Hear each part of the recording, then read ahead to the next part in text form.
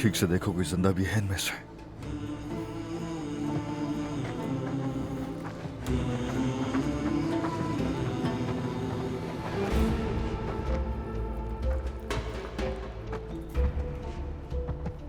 हरामी।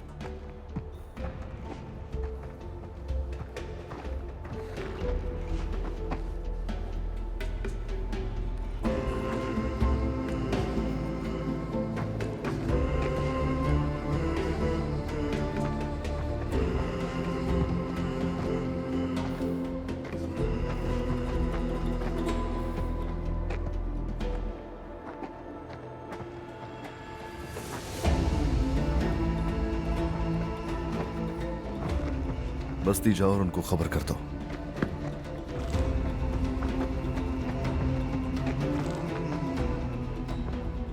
किसने कत्ल किया होगा इन मासूमों को सरदार?